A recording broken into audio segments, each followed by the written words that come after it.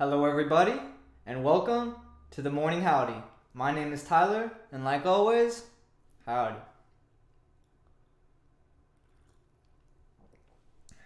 The first thing I wanted to talk about today, the main topic of today is going to be nature. And there's everything that comes with this show. There's going to be the good, and there's going to be the bad. So let's get started. So the first thing about nature, it's sexy as hell. I wish I was born in the jungle like Tarzan, I'm telling you. I wish I could be around all that. So let's start with the beauty of nature. And the beauty of nature is undescribable, of course. I should have been wearing my Hawaiian shirt today, but I feel like this was sufficient. And the beauty of nature is an experience like no other. And to correlate to that is the difference of the type of fun you like to have when you're inside and when you're outside. And then there's the outside, and then when you're in the woods, in the forest, and the actual nature. No urban, you're in the rural areas, okay? I can tell you now that the best experiences I've had have been in nature itself, okay? And what I see the beauty of it, so jungle, the Amazon, right? The variety. It's like walking in the busiest streets in Houston, pretty much one of the most diverse cities in America. You have a little bit of everything in the wild, in the Amazon.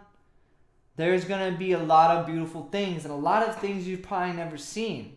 And every time you see something you've never seen, it's even more magnificent than something you've seen 100 times, right? And in these woods and in these forests, there's creeks, there's trees, there's plants, there's food, there's killer things, you know. It's exciting in all good ways. Nature is wonderful, okay? It is great. Is why we are here today, okay? I think the most beautiful things in nature would have to be, I think the whole view of nature itself, when you're inside and when you know what it looks like from the outside. Say you're on top of a mountain, right? But first, say you have to go on a mountain to get into the woods or the nature. And you get the whole aspect of the jungle. And you see the tops of trees, right? You don't really get to see what's inside. So once you step foot into nature, it's a whole other ball game. You're in a whole other place. This isn't your home anymore. And this ain't your backyard, okay? This is Mother Nature's home, and you better respect and take your shoes off at the door, if you know what I'm saying. And once you step foot, knowing that your 3D perspective of the outside of the forest and how large it is, if you see it before you walk in, and you walk in and you know, you have a pretty good awareness of the distance of what you see and what you know.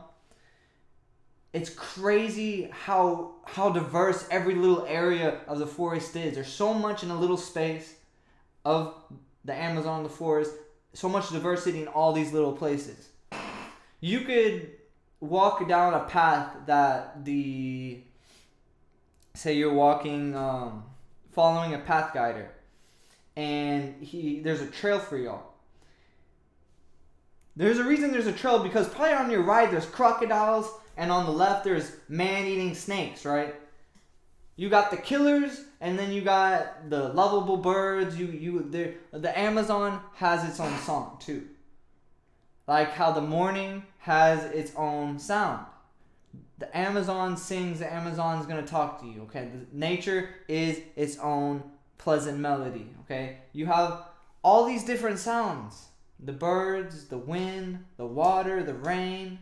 There's going to probably be a couple creeks, rivers, ravines, like stuff like that, because, you know, usually when it comes to Amazon, there's always flowing water. There's always water. You need rich soil. Walking on the ground in nature is also a blessing, because it's not like walking on concrete all the time. You're going to be walking on grass. You're going to be walking on the dirt. You're walking on a new environment.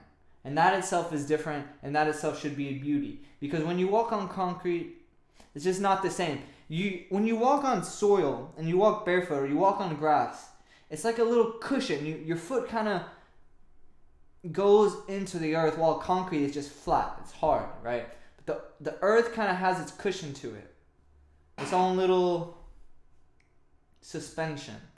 It's so slight, but you'll be able to tell the difference if you put your foot in soil or regular ground dirt. You can do this in your backyard. You step on soil. It's like your hand. You can sense the difference in the touch. The same thing with your feet. It's completely different. And these little things just make nature beautiful, man. From my view now, I can see the trees, and the leaves are falling, but the leaves have different colors than they did in the different types of seasons. And the different types of colors come with the different types of moods and the different types of weathers. And we all got different colors in the inside. We can be mean, we can be good, the bad and the good, the red and the blue, however you want to call it. And it shows nature has different sides of itself. Nature isn't constant. It's changing. It has its own style. It has its seasons. Well, if we think about the Amazon, it's going to be the same. It's by the equator. It's going to be the same year round. But it's still a beautiful thing. I would recommend anyone who's never been to some type of country where it has a forest like that. I'm not talking about nature parks that you can find in your by your cities and neighborhoods. No, it's not the same at all. So let me tell you about my experience in Costa Rica, and this can play a part about how I came to talk about this idea and how I became to love nature even more. So this was my first time in Costa Rica, and I left the day before a serious weather catastrophe in Houston. It was a hurricane or some type of really bad tropical storm. And I go there, and the first thing I noticed when I was landing into Costa Rica, it was nighttime, so it was like dusk. The light was practically 5-10 minutes away from being completely dark. Okay, the first thing you could see was all the lights on the island. So Costa Rica is small, so it's not like when you fly over the States, you see nothing but land. When you fly over Costa Rica and you could start to land in, you're going to see the body of water, you're going to see the mountains, and you're going to see the crazy shape of the land. The first thing I noticed was the lights on the mountains and lights on the land. So the lights were like this. They come up like a ramp because people live on the mountain. So the light comes up the man, and you kind of see this little slide of light as I was flying in. And so you could see the elevation. You didn't need it to be sunny outside. You could tell where the mountain was. You could tell it was big. It's a big place, and it's a big forest, okay? Costa Rica is bigger when you're in the inside than when you're on the outside. And I have never seen such a nice view from when I was in the plane. Seeing the whole magnificent forest, the mountains. Costa Rica small, okay? Compared to everywhere else. And from a flying perspective, I flew a couple places here and there, so I kind of have a good knowledge. Like, the United States is flat. Well, the places it's always been flat. Man, there's nothing more spectacular than when you're on top of a mountain, because you are the highest on that land. You're the highest elevation. You could feel like a king if you wanted to. But I was eye level with the clouds. The clouds weren't here, but on the next mountain. I have some pictures on my Instagram. I'm probably going to put that in the videos. The clouds were eye level. So that means if I was on the other side of the mountain, I would be inside the cloud. And it wasn't cold. It was damp. It was kind of chilly. A little bit. You can expect that when it's the morning. It was in the morning time when I was on this mountain. Because I didn't want to be up on the top when it was super hot. I wanted to be at the beach. You know what I'm saying? And when I could see... So when you're on top of the mountain, the first thing you see is how someone decides to live in the area they are. So someone obviously has to have that perspective, that that builder's mindset of how I'm gonna build in this part. You have to be on top of the mountain. You have to picture it out, and then you gotta be like, look, this is the place. This is how we're gonna do it. So the first thing you see is the slope down the mountain, and then you see the beautiful city, or San Jose, where I was at. You can see San Jose from the top of the mountain. And that view, it's like being on the top of a skyscraper. But no, you're not on a skyscraper. There's no buildings that tall there. You're on top of a freaking mountain. And you see the clouds. You're in the clouds, man. It's a great, beautiful experience. It is. It's nature. You're being on top of a mountain. A mountain is nature, okay? It's not, you can't find a mountain anywhere you go. You can find little hills. It's everywhere in the valleys, okay? And when you're on top of a mountain, guess what else you can see? You can see the forest. You can see how it expands from the mountain. From the mountain. Water comes down from the mountain. And then it builds on it. Flows, and that's how the forest is made. That's why you usually see a lot of forests, they have like mountains and cliffs and whatnot. It's the constant flow of water. It keeps the soil, and I mean obviously the rain and the heat play a really big part into it, but it's beautiful. It's beautiful.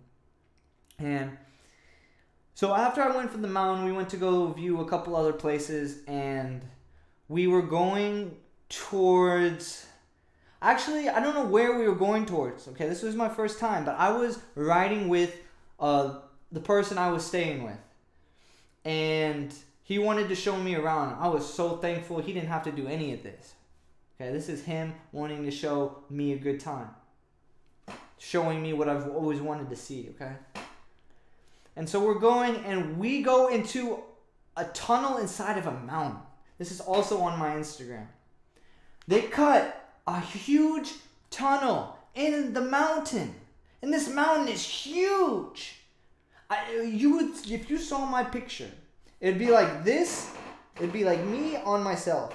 I was super tiny, and they cut a hole through this mountain, and that itself was so spectacular. They don't have stuff like this around here. Okay, they might have little tunnels, but they're not gonna have them in mountains. And on the side of the mountain is a complete drop off from the road. It's just down, but it's crazy because there's trees, and the trees it shows you how far it goes down, and the trees are tall. So if I was to want to, say I was running from the cops and I wanted to go off the ledge, I would have to literally jump on a tree and slide down like a firefighter, all the way down. And I have blisters on my hands, my inner thighs would be bleeding. But you know what? That's the only way, because there's no jumping down, there's no climbing down. It's a drop off. And there's many sections like this in the woods, and it's almost blind. It's almost blind, this drop off, because there's so much wood, forest. There's so much of it. And there's so much, plants, grass. They've been there for years, centuries. So you can only see so far. But I'm here at the road, and I can only see so far in. And as I was walking, there's a lady that says, no, don't step over here. But I stepped over there, and I was right there at the cliff, and I looked down. It's a scary thing to look down like that, because it's jaded, it's rocked, there's bumps. Like, if I was to fall, I would hit this and fall. We've all seen those videos of cliffs and cars falling off the cliffs. It's not the same when there's a forest versus when it's just complete desert. Okay, when it's desert, you know what's there. Okay, you know how far it goes. When it's a forest, no. We're jumping to tree like Tarzan. That's how we're getting around in the forest. And man, it was really spectacular to see something like that. It's not like anything here. And the person I was going with, this is so crazy, and it's kind of messed up, but they told me, and places like this where there's drop-offs, and there's a lot of them, people who kill people, they just throw the bodies, and they're almost unretrievable, because you have to go through this certain path just to make it to that spot where you can obviously throw someone off a cliff, man. And it's so hard to get to, because you have to walk. There's no drive. And think about having to carry a man through the forest. I didn't see any bodies, but I couldn't even see that far. I couldn't even look down and be able to see the floor itself. It's crazy. And that's the beauty of it. It's things that are crazy can be beautiful. And forest, nature itself is a crazy thing. It's crazy. And there's a lot of different excitement. The excitement you get from nature is completely different from any type of excitement. And I'm telling you, it's the most livid, live feeling of excitement you'll ever have once you're in nature. You can have fun playing video games. You can have fun playing football. But have you ever had fun just climbing around? Like you're at a jungle gym? As you're a kid, you can be a grown adult. And you can treat the excitement you get from walking in the woods is, unless you're a scaredy cat, you know. Oh, a tree. Oh, a mosquito. You know, if you're not afraid of these little things, the forest is a walking man jungle gym. It's exciting. Every next step you go into the woods is exciting. It's not like you're in Africa, man, and it's like desert, and you know there's a lot of traveling to do over there. People do it, but you can see far. So when you're in the forest, I mean, there's some places, but when you're in the forest and you're in it, you don't really know what's next. You don't know what's coming after your vision doesn't go too far in the forest. It's too much. So you don't know what's next. You don't know what the next thing you're going to see. Because you can see anything. The diversity.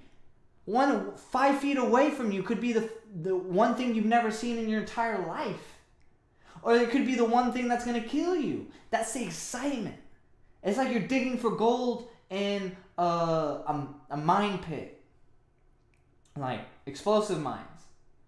Because World War II, but there was gold and they wanted to hide it. You know, you're digging for the gold. You're going through the woods looking for that vision gold. You're looking for that excitement.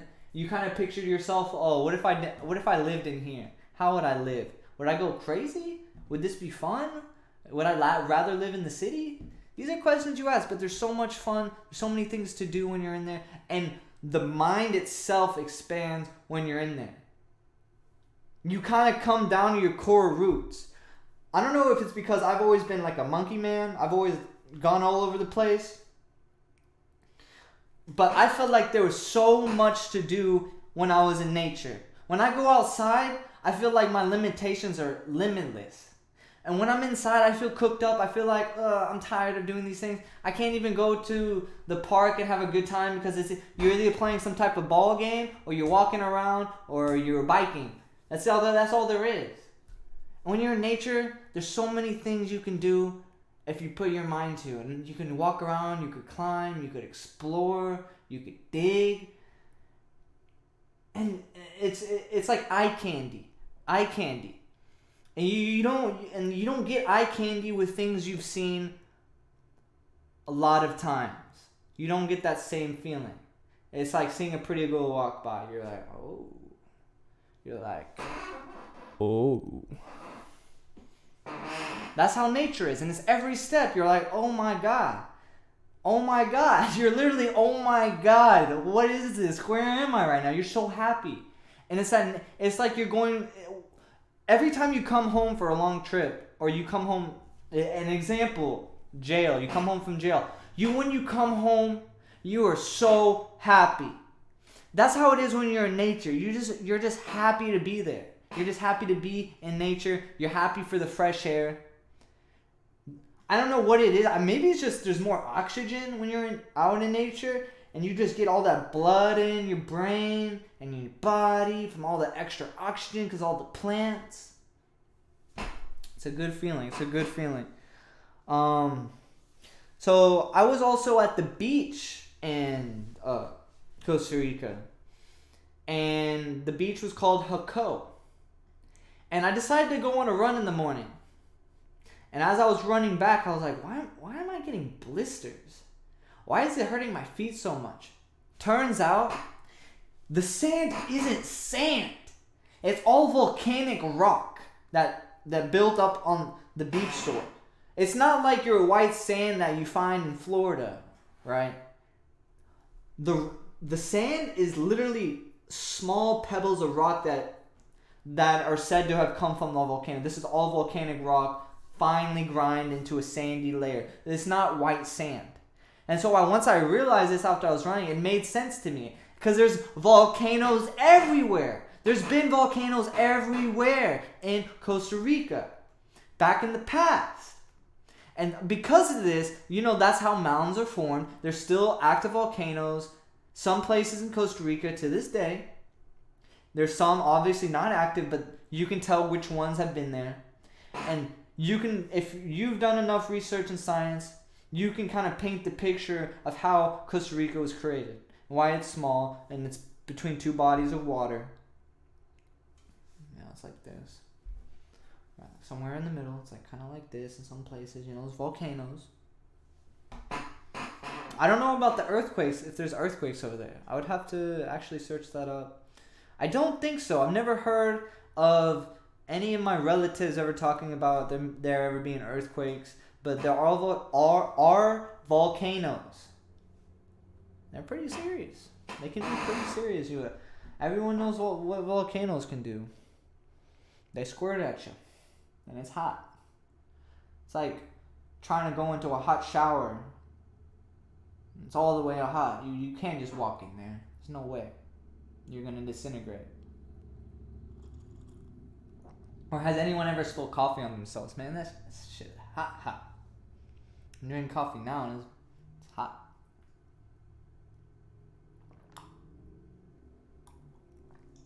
But it was getting cold. Cold dirt. Yeah, it's crazy. So I went to another place in the forest in Costa Rica. And now this is another trippy thing that I saw there. So as we went to this place, we go into another place. We're getting deeper and deeper into Costa Rica. We're not by the shores. We're not by the airport. We're actually in the woods that are, the roads have gone in through. But it's not highly populated. All these people are rural livers, right?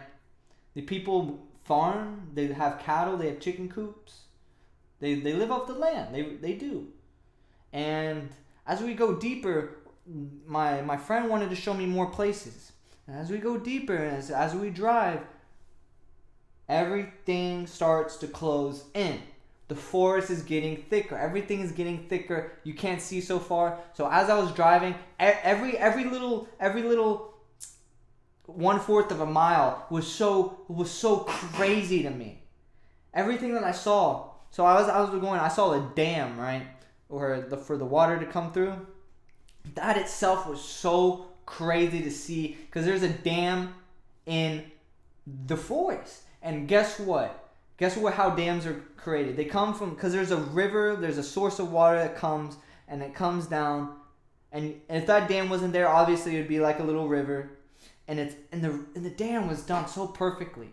The way it shoots water out into the little lake on the bottom is so spectacular. How someone was able to build this type of thing. And the view from it, you're on a bridge. So you're on a bridge, and the water's coming from here, and the water's shooting down under you. It's like a little water slide at Splash Town. It's like the little shotgun. If you were to go down in there, it would just shoot you, and you go in the water. I don't know if you would live. I was thinking about it. It's like, if it was deep enough, I'd do it. And as I was looking at the dam, I saw a bunch of like lily pads. But they weren't really lily pads. They were so much bigger. They were live. They were like massive. If I was to collect these little pads, they look like lily pads. But they're like massive, and I don't think that's the right name for them. If I was to collect a bunch of those, I could probably just stand on it, and I would be standing on the water and hold all my weight. If I was to collect a bunch of them. So we go a little bit farther, and we get this other view, and it's like sort of this like. They put like a little restaurant here, but it's deep in there. I mean, people are gonna try to make money anyway, so they build a little spot. But if you were to walk down this, there was like a path, and then we took a little path from that path, and then we go into the big body of water that was going into the ravine. So we actually go a little higher, and then we come back around, and we're like, say, shooting water this way, right? Shooting water this way. We're like here. So like pretty much the base of it. I literally thought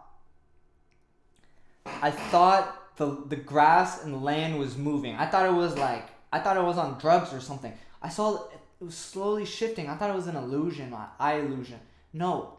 Do you remember all those lily pads I was talking about? The whole surface is filled with it, and it literally looks like the land is moving. It looks like land. It looks like you could just, if you were running, you would probably just fall in the water. It was so hidden with just grass, and it was moving like this, and it was such a beautiful thing to see. It was land moving. The land was moving with the water, and on the background there's more forest. It was just a trippy. Just imagine if you were looking in your backyard and your backyard just started moving. You'd be like, "What the hell?" That's what I said. I said, "What the hell is going on?" I never seen something so beautiful in my life. It was crazy, and I was just thinking to myself, "I wonder what the hell lives in this place."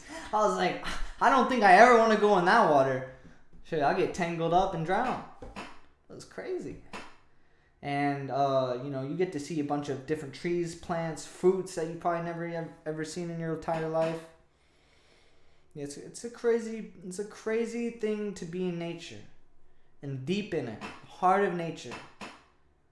It's like we don't want to live in there. It's like we don't belong, but we belong.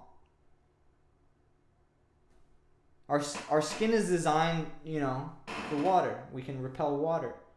So if we would say we were born in the Amazon, it would make sense because it rains every day. We would have to repel the water somehow. It plays a part. I mean, I'm not going to say that's why we are how we are, but it makes sense that we were maybe like first started in some type of nature to live, not just living in the desert. We would need food, sources, stuff like that. And the one thing I noticed when I was there, I wouldn't say the first step, because once I got out of the airport and there was so many taxis and cars, but once I got to the place I was supposed to get to, I got out of the little taxi and I did this.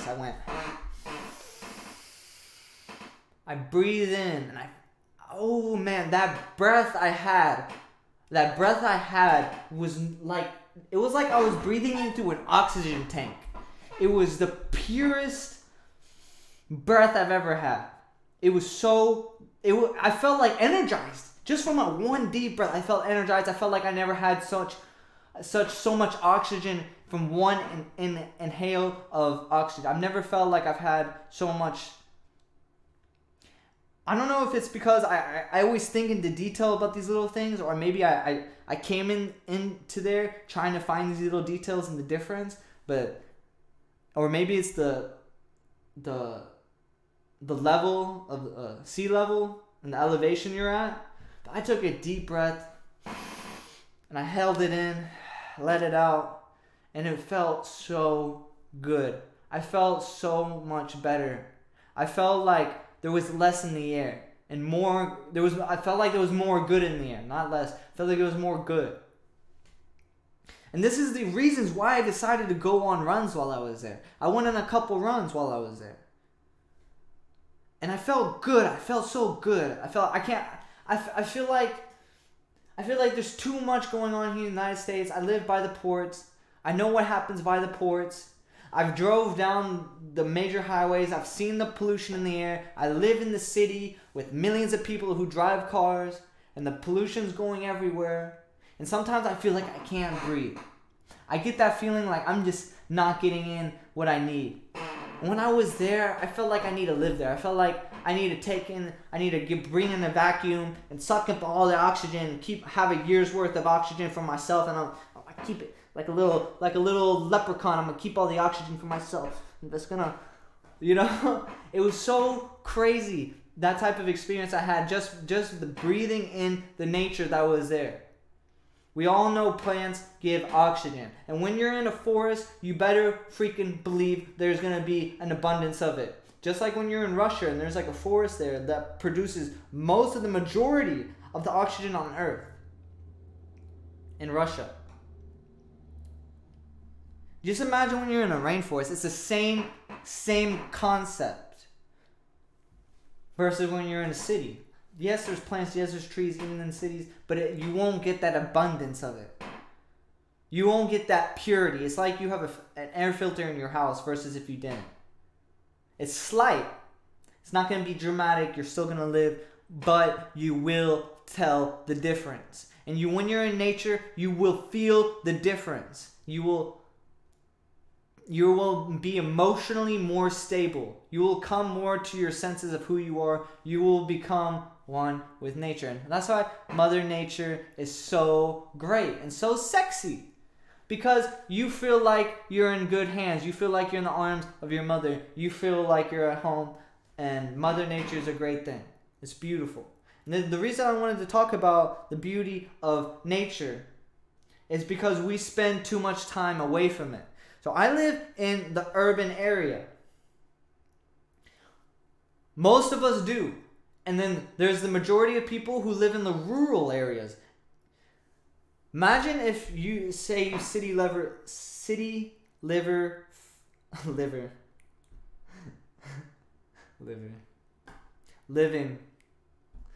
living people. I'm funny, huh? Y'all city living people decide to live in the country. That doesn't sound fun. No, it doesn't sound fun. There's nothing to do.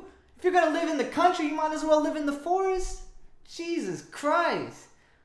That's like worse than the city. But when you live in the rural areas, you find more things to do. You're out more outside. You're not cooped up in your house and cooped up into a car and then cooped up into your work and then etc. etc. You're not cooped up in all the time. You're outside. You're in these rural areas. There's more nature. There's less cars. There's less going on. There's more of you and more of nature. Less of you, as in people. Less of you, more of nature. I sometimes think to myself, I want to have like a little country home so I can have a little land, so I can live in America, have a little land, have a couple animals, grow a big garden. This is something I want to do. I feel like since nature shows us the way. If we look at nature and we see plants grow in the forests and it bearing fruit, we take the fruit and we wonder, as we take the fruit, how do I know there's going to be more fruit later on? They give us the signs if we're going to take away the fruits, we better be planting the fruits. These are things that we should be doing, and these are the gifts of nature. Gifts of nature give us the knowledge. They give us the things we need. And they give us food. They obviously give us life, the oxygen we need. They give us shelter. They even give us friendship. Nature gives us friendship in so many ways. The animals, the birds. It doesn't make you feel so lonely. With nature, that's how nature is. It's like nature's your friend. It's not your enemy. It's there for you. Most things on earth are there for you. And that's how we should treat nature, as someone that's there for us, and we should be there for nature. And what I've noticed is us urban us urban living people, we neglect nature. We don't get enough of it. We pretend it's not even there. We don't even think about it. We're never around it. We never see it. We're stuck in the cities. We're stuck in our apartments. We go to our jobs. We stay on the roads. We don't even touch soil with our toes. We have shoes on, man. And our shoes, our feet never even touch the concrete, probably. So how close and how distant are we? How much do we neglect nature? Obviously, we try to do things to help nature. A lot of people do. But a lot of people don't. A lot of people don't even think about it, and most people don't even care. And I feel like that should change. I feel like now that we have so much city, we know so much about what there is. We should be doing everything to bring it back.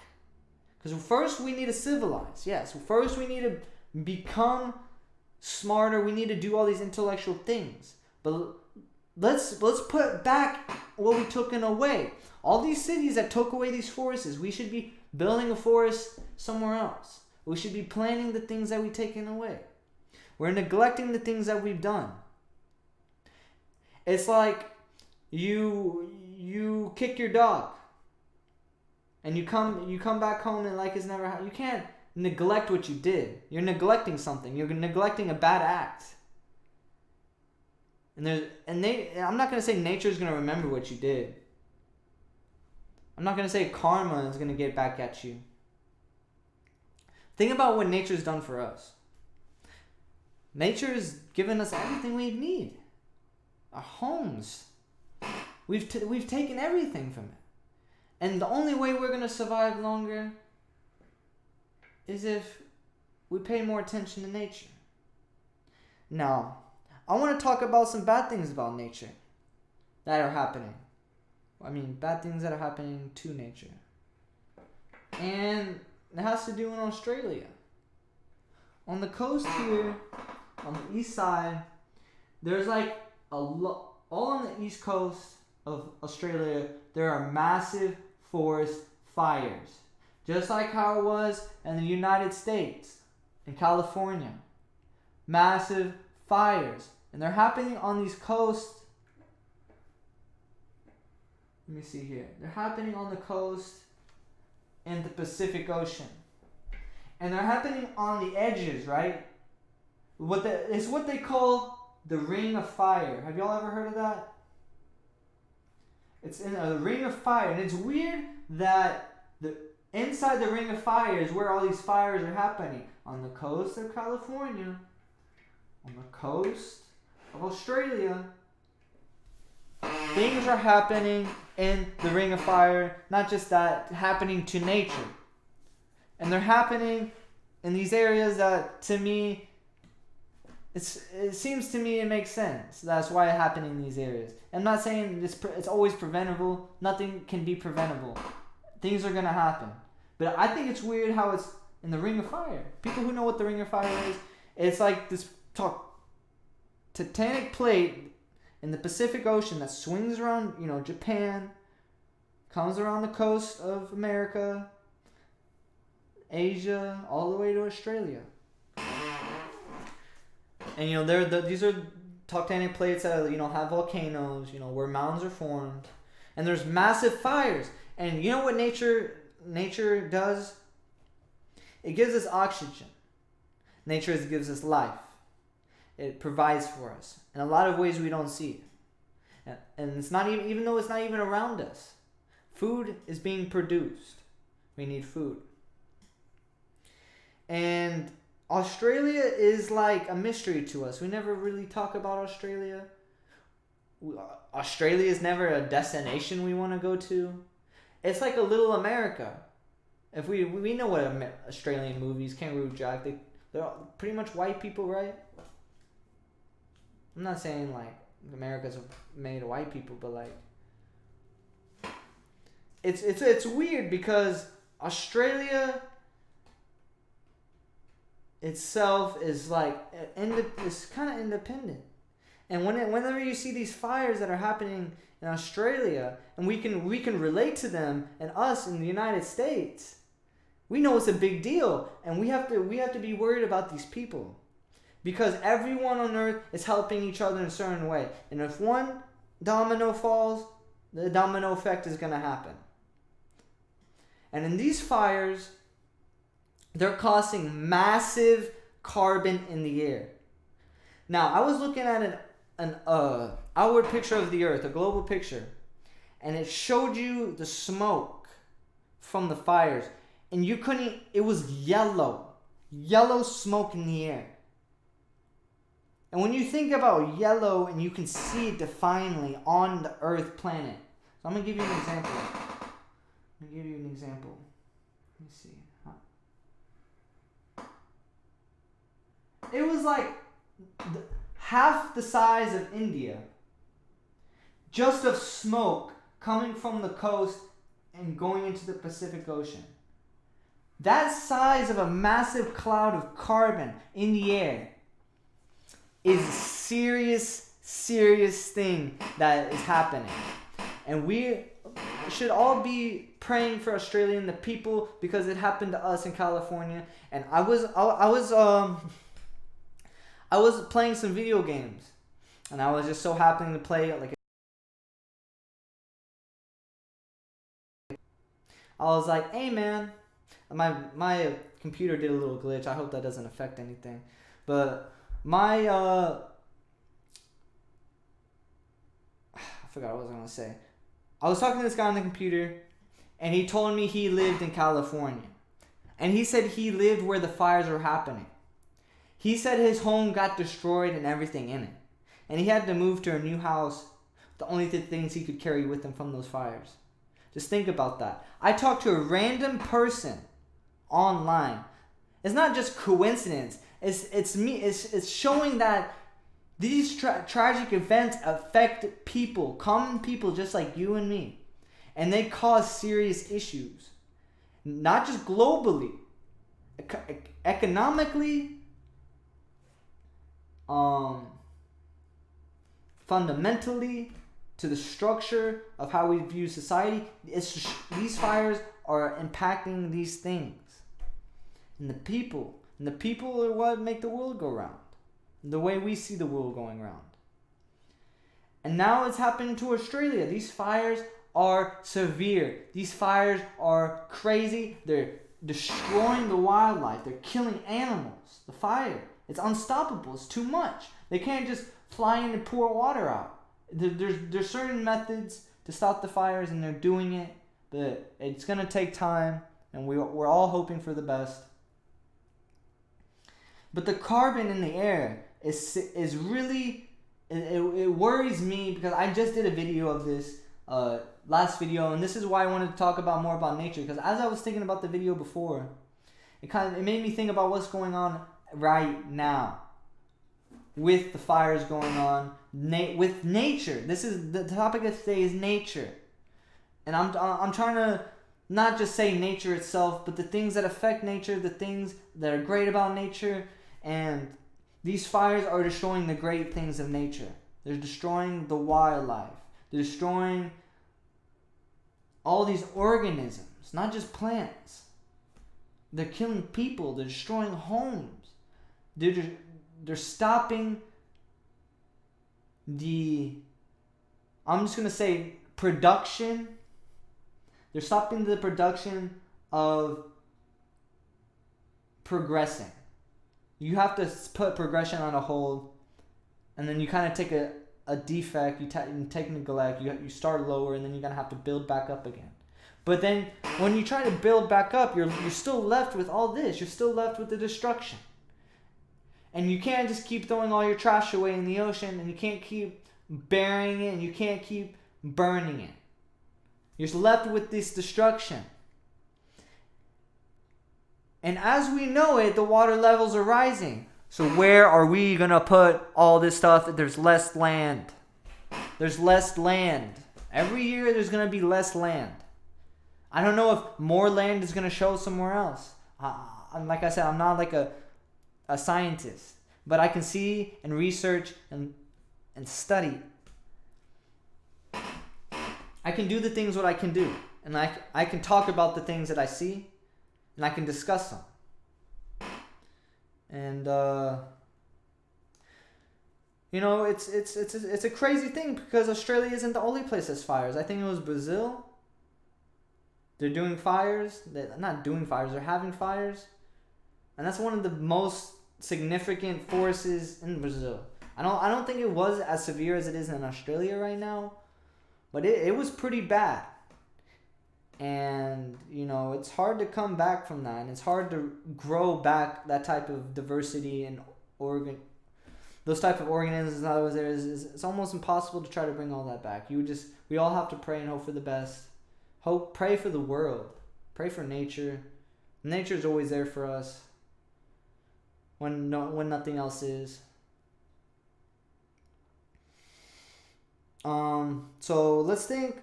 So we talked about a little bit about bad, what's going on with nature. Let's talk about what else nature gives us. Nature gives us medicine.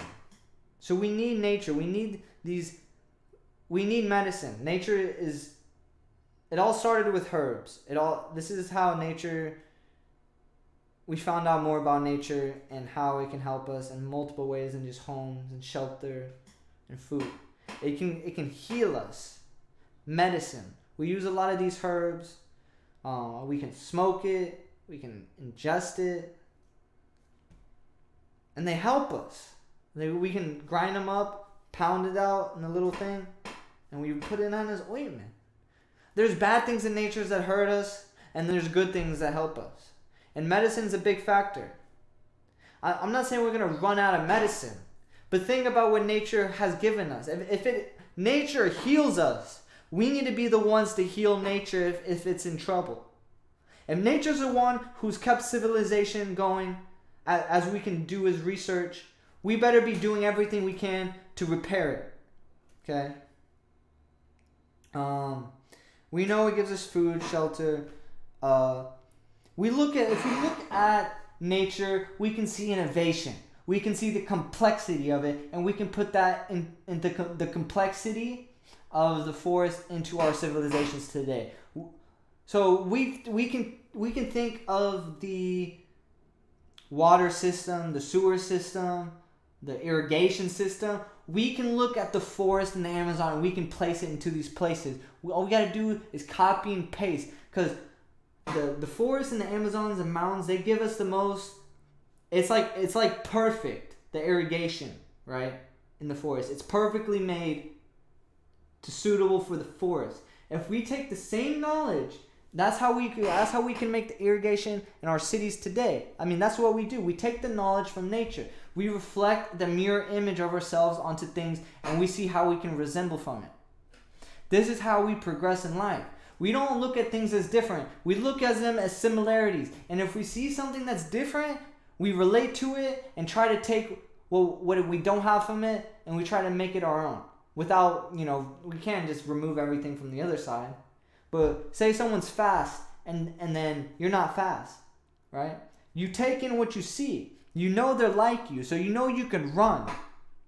But you don't know how to run perfectly. So you take a mirror image of them and you take it into yourself, and then eventually you become a better runner. You become faster. You do the same thing with nature and you apply it to what we do today. And that's the beauty of nature. It gives us the key. It gives us the answer. And, nature is beautiful. Again, I can't stop on this. It's the truth. Nature is beautiful, and so in an intellectual way as well. Nature is smart. Probably smarter than some of us potato heads, okay? Probably smarter than me. But I ain't no potato head. Okay? So what they've been doing in the Amazon is they've been destroying a lot of the forest for cattle crops. They need to make more crops for the cattle because there's more people and more demand for the meat. So it is super, super, super expensive to raise these livestock, to feed the livestock, to feed us. There is a process. There's growing the crops, excavating the land, growing the crops, putting the animals there to eat the crops, then you gotta kill the animals, and then you gotta ship the food to us, and that's a process itself, and it takes time to do all that, and it takes money. And guess what you have to do these things? You have to destroy the land to build the cattle crops. And guess what's going on right now? The forests are still being burnt. These places are still getting destroyed, and we're destroying more of it just to feed ourselves. Why not, instead of growing more meat, growing more cattle, why don't we grow more sources of food that we can? Why don't we just all become more, not vegetarians to a whole, but let's just try to eat more fruit. Let's just try to eat more vegetables. Let's try to eat what is supposed to be given to us by nature itself and grow on that. And we can save nature and we can save ourselves. Listen to this. Well, the Amazon wouldn't need to cut the Amazon to more cattle crops because we want more cheeseburgers. You cheeseburger eating no good potato heads. Now, I don't hate you. Cheeseburgers can be pretty good. But imagine if everyone had their own garden. Imagine if when the people were born, everyone decided to grow their own crops. So that means there's a less demand from other countries. And guess where the countries are? They're the countries with the Amazon. They're the countries with the rich soil. They're the countries supplying the food. We don't grow everything here in America. But we can grow things here for ourselves. And we can, it's a hunger. We're hungry. If we can do more to feed ourselves, we can live longer. We can take the value into food a lot more. We spend $1 on a cheeseburger, right? A single dollar. That's all it takes for a burger. I'm not saying it should be more for a burger, and I'm not saying it should be less for a burger, but it's already like, why are we going to eat burgers every single day when we know what's going to come from this burger? We should, okay, Indians and a lot of other religions, they would pray for the animal that they would kill. They would respect the animal. When we eat our cheeseburgers, we don't even finish the burger. We throw them away. We do not respect what we eat. Anything that you've grown, you respect it to the fullest. Anything you put time into, you respect it to the fullest. And that's what we should be doing. We should take time to try to respect what is there out there in the world and what is given to us and what we can do for ourselves. So we can respect ourselves better, we can respect nature better, and we can be more self-sufficient so the world won't have to suffer. And if the world suffers, guess what? We live on the world, buddies. And that's going to affect us.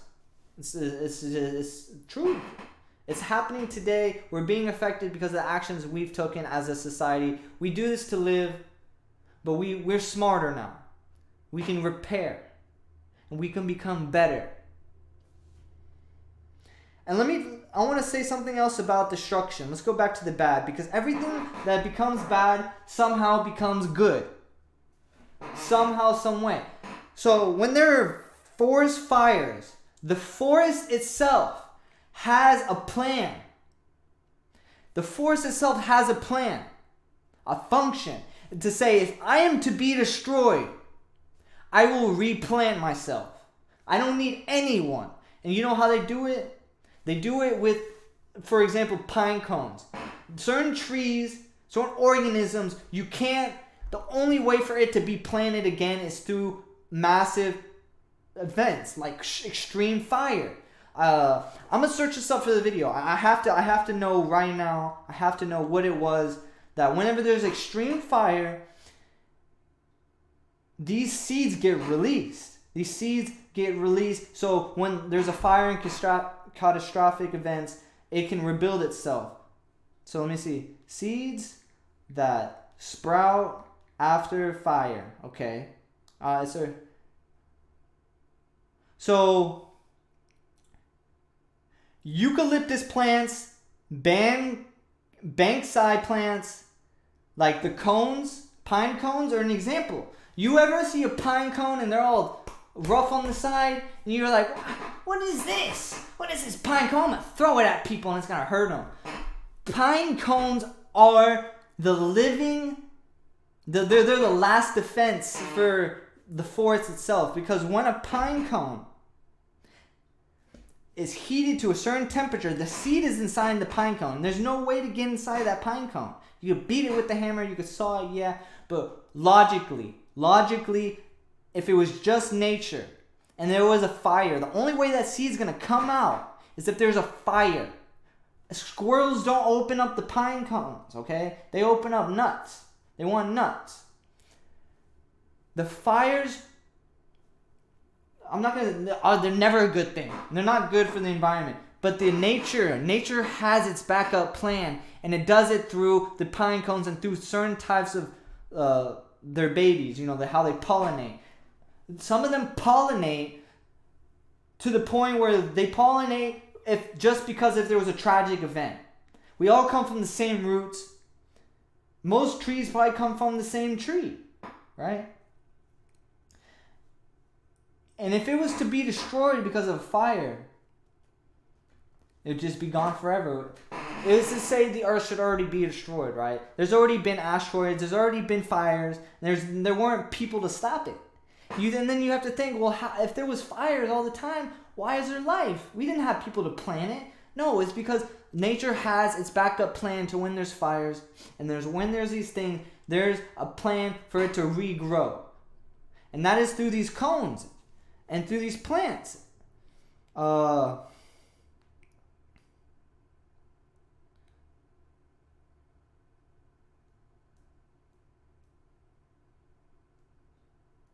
They're called intermediate species of plant. Let's see. It's not saying exactly which ones because there's a lot of them. There's so many different types of plants out there, so many different types of trees and organisms. There's backup plans for nature. And we take the knowledge from nature. We are a part of nature. We are the reflection of nature. We, as people, always have a backup plan. Why is that? It's because we are the reflection of nature, and nature is smart, nature is beautiful, nature is there, and we need to take the knowledge of nature, we need to take the care of nature, because nature is amazing. It's like, it's crazy to think that nature is that smart, right? It's that smart to be able to think of something like that. It has all these factors that it does, just like us. We do so many different things. We're capable of so many different things. And nature is just great. It's great. I have this little fake plant here. Oh my God, I just realized I'm going to bring my plants here. I have a little garden. I have aloes. I have cactus. I'm going to bring them here. I'm going to have my own little garden here. That's what I'm going to have to do. I have a little window here too. I'm already happy. Look, I got little flowers on my shirt. They're all colorful. Oh, shit. So we know from catastrophic events, new comes from it. So we think to ourselves, if this has happened to nature and it's come back from it, what catastrophic events have happened to us that we have came back from? Was civilization smarter and we're just now coming back from that to be even smarter than they were? Or is it a process of elimination? Say it gets smarter as we go, the generations of people. And say there was a civilization, caveman people, they get wiped out, but there's a couple survivors. And from that they just come a little bit smarter. Somehow, some way. Just like how plants, they come back and they grow out to be more. There's so many different types of plants, and that's a reason why there's so many different types of plants and varieties of plants and fruits. It's because they have gone through experiences that have created change. And change happened through events. They don't just happen just because. You can have mutations, you can have interventions, you can have animals that are crossbreeding these things just by them carrying on their backs to another place, or birds carrying a seed to one place of the world and then to the next. So for example, like a bird eats seeds, and when it poos, some seeds don't get digested. They go out into the poo. Okay? The poo is like mulch, and mulch is needed for growing. So you think about birds and they migrate. So you think about migration in nature. They crossbreed. And when there's catastrophic events, things like this happen. Where the birds in a catastrophic event, they eat what they can and they're like, oh shit, we need to get out of here. And they're flying. They're freaking out, and right whenever they're safe, they poo. They're like, ooh, now it's my time, right? And they poo, and they take what was there. It's not their home anymore. They have to make home somewhere else. They take what was there and they move it. Birds, animals, they do this. And this is why there's diversity everywhere. It's because things move, things happen, and that's why nature is complex. We are complex. It's beautiful, because things that are destroyed only come back better. When we fall, we come up and we stand taller, we stand more firm, just like nature. And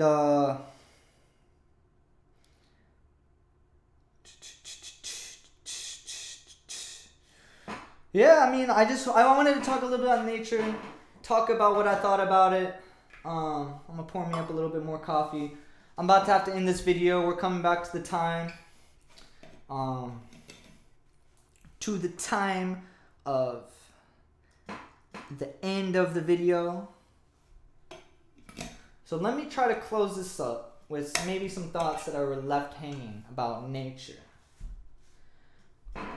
So gardening is important. Realization of what's there. Respect for the nature. Don't destroy plants. Plants are alive. We are alive. Okay? Help the world. Don't start forest fires. Put out your cigarettes like a man on your hand. No, I'm just kidding. We have concrete. Just put it down on the concrete, dude. Don't throw it into the woods. We have concrete. We built it.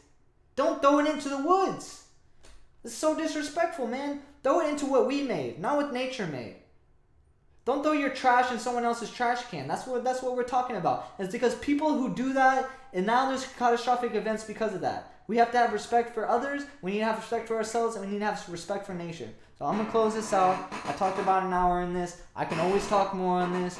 I want to thank you guys for anyone who decided to watch this video this far. Like if you like it. Thumbs down if you don't.